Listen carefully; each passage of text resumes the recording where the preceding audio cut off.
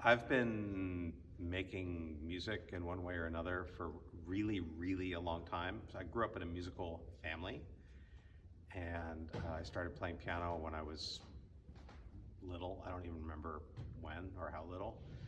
And I ended up going to Juilliard first in the pre-college, and then as a college student as a pianist. Being a piano soloist is a tight world. And I knew as an undergrad student at Juilliard that I was not one of the top pianists there. And I was trying to figure out, what am I going to do with this incredible education that I have? What am I going to do with music? I wanted to make music. I didn't know what to do with it. And so I chose the one thing that's probably even harder than being a pianist, and that's being a conductor. I mean, there was a fork in the road where I could have made a decision to go into academic music or stay on stage as a conductor. And I kind of investigated both paths, and in the end, opted to stay on stage as a conductor. I went to Indiana University, got my master's degree there, and then I went back to Juilliard as a conductor and studied 3 years there with Otto Werner Müller. So I got a call from Chris, I guess probably about a year ago, asking me if I was free this week, if I could come and conduct. And I know Chris tangentially through a mutual friend, a pianist named Alon Goldstein, who has been here. And I've worked with him a lot, and Alon was sort of the matchmaker with Chris, and it was delightful to meet Chris on the phone, and I was thrilled that he invited me to come. And so here I am.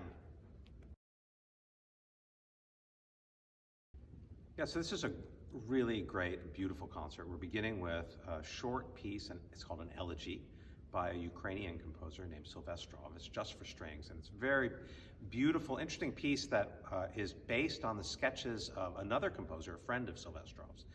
And it's what Silvestrov is able to do is to take kind of this very fragmentary music and cast it into the strings in a way that make the strings feel like they're playing in a really resonant, like big cathedral, the way that he's able to kind of tease apart all of these various lines and give moments and fragments of the music to various players to sustain, to give the piece this kind of echoey quality. It's very beautiful and very introspective, a lovely piece.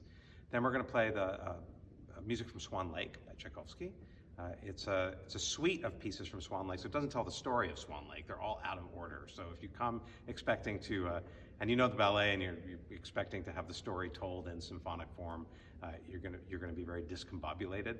But it's a lot of the highlights from the ballet, and that's really what a great ballet and what great music. So that's gonna be wonderful. Then after intermission, we're playing Sibelius' Fifth Symphony. Sibelius wrote 7 symphonies.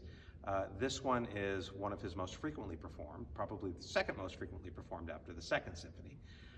And it's a beautiful piece that at its core has a sort of inspiration and grounding in nature, like a lot of Sibelius' music.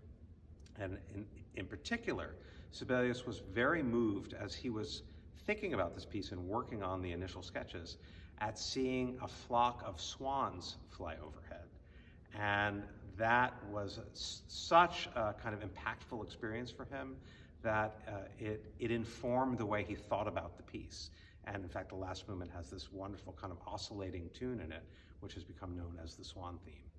I hope to see you at the concert April 22nd or April 23rd, or both.